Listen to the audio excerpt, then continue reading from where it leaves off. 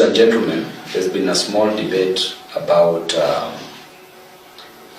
what happened in court concerning the case of Mr. Speaker, sir.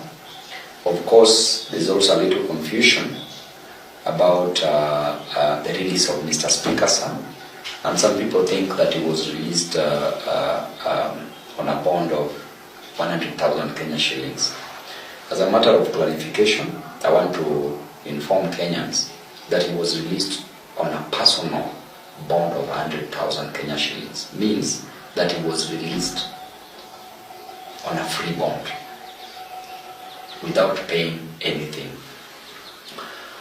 Then there was a small debate, of course, from certain quarters that why did Babu Owino have to give evidence from the bar, and that I testified that I didn't see Mr. Speaker in Parliament.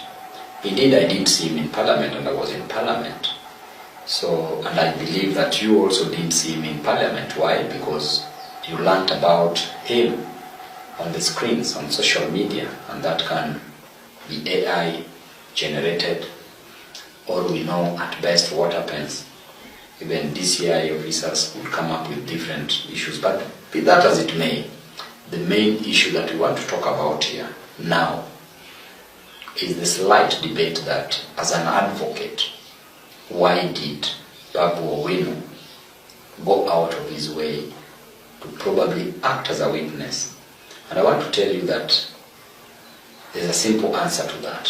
First of all, when I talked in court, I did inform the magistrate, and I quote verbatim, that at a particular time, I may be forced to be a witness on the defense side.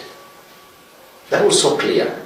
So when you leave something and you leave the main, these two could not, each cannot exist individually. You cannot start claiming that Babu Owino just said this without taking a full statement that he said.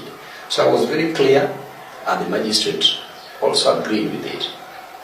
I was clear that at a particular point, I may be forced to be a witness for the defense. With that alone, you ought to have stopped your debate at that particular moment. So when I said that I saw him, I'd already qualified my statement before the magistrate. And therefore, even if, assuming that now I didn't say that statement, that I didn't tell the magistrate that I may be forced to be a witness at a particular point for the defense, assuming that I just said that I saw Mr. Speaker in Parliament and left it at that. Now that is where certain quarters, some people with some little knowledge from certain quarters, they are coming up and saying that Babu, you ought not to have said that. I want to talk now as a law scholar, as a person who has studied law. And I want to really bring this from far about law and morality. And in law and morality, we have different schools of thought. In jurisprudence, we have the positivist law theorists. Those are people who basically believed that the only law that existed were written laws. That if there was no written law, then there was no any law. And that law should not have any aspect of impurity in it. And that laws should not be associated with morality. That is, the natural law theorists believed so. And that is where some of these people who are debating now belong. And that they believe that because I'm an advocate, I should not testify from the bar. I should not talk in support of my client, or rather act as a witness, as I represent my client at the same time, and that is provided for in the advocates' practice rules. Rule number 8. Rule number 8 clearly states that an advocate acting as such should not represent a client if it is believed that this advocate may at one point be a potential witness to the same case. So I want us to dissect and come back to this, and I want you to follow me clearly. So I've talked about the natural law theorists that believe that law can only be written laws. And the people who talked about the natural law are, number one, we have Professor H.L.A. Hart. We have Hans Kelsen, who also opined about the natural law theory. On the other hand, we have not natural law theory, but positivists. On the other hand, we have the natural law theory, and the natural law theorists that we had among them were, number one, Professor Lon Fuller. Number two, we had St. Thomas Aquinas. Number three, we had St. Augustine of Hippo. These are some of the proponents of this natural law theory. St. Thomas Aquinas believed that unjust laws are not laws at all, should not be laws. Unjust laws should not be obeyed. He's the same person who talks about, in no specific order, talks about and believed in lex eterna, which is the eternal law. Lex means law. Talks about lex naturalis, which are the natural laws. Third, he talked about lex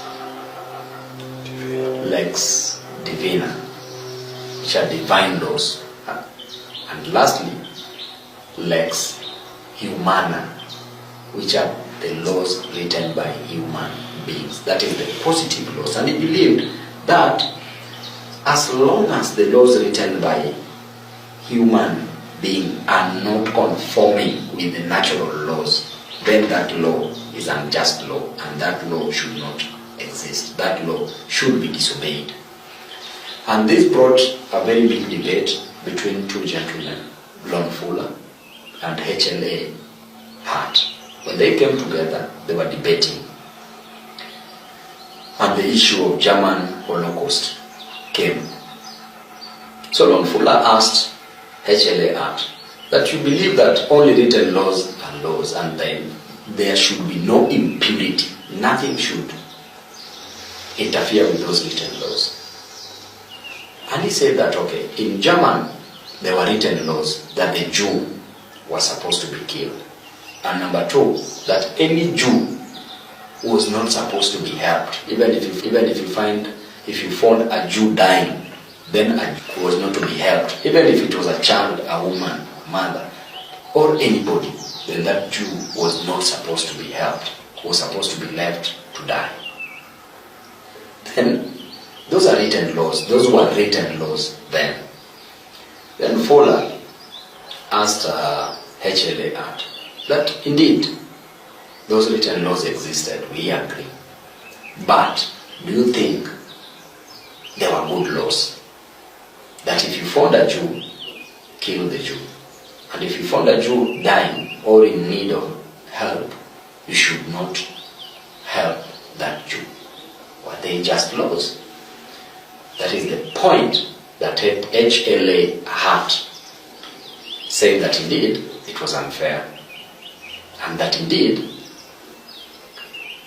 those laws, it was immoral as much as those laws were legal, but it was immoral to kill the Jew. And at that particular moment, Professor H.L.A. Hart changed his heart and recognized the natural law theory. And indeed he said that as much as these written laws exist, there should be some element of morality. Elements of morality in these written laws. And that is where now I'm coming in relation to what we did in court the other day. As an advocate, there are written laws. So in relation to law and morality, we say that something illegal is not necessarily immoral. And something legal is not necessarily moral. For example, to those smoking cigarette is allowed, you can smoke cigarette. To those smoking it, the fact that cigarette is allowed to be smoked, that is illegal. There is legality in it that is allowed, that you are allowed to smoke cigarette. But to some people, it is an immoral behavior. So something legal is not necessarily moral. But when we talk about something illegal is not necessarily immoral. So, assuming that I didn't address the magistrate, that I could at some particular point act as a witness in that same case of Mr. Speaker, sir, then what I did was to defend my client in court. It could have been illegal, prohibited by the advocates practice rules. It could have been illegal, but it was moral for me to save my client, to help my client, Mr. Speaker, sir, Mr. Ezekiel Cham. It was moral to help him so that the court could not deny him bail. So I think that for those who are the naysayers, those who are bringing up the debate about this thing, I think you need to really go deep and do serious research before you just talk. Otherwise, thank you.